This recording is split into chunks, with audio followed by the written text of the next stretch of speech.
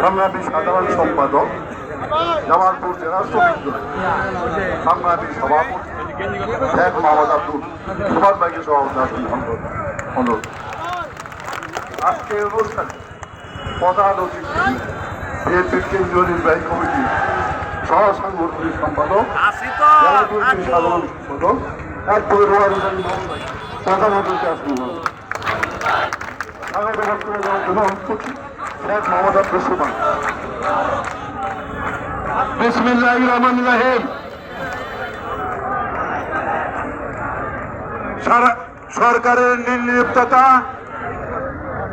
সারা দেশে, এই সকলে থামেন, এই থামেন, এই ভাঙবো তো এটা। বিসমিল্লাহির রহমানির রহিম। সরকারের নির্লিপ্ততা সারা দেশে আইন শৃঙ্খলা পরিস্থিতি চরম অবনতি। আমাদের ভারপ্রাপ্ত চেয়ারম্যান জনাব তারেক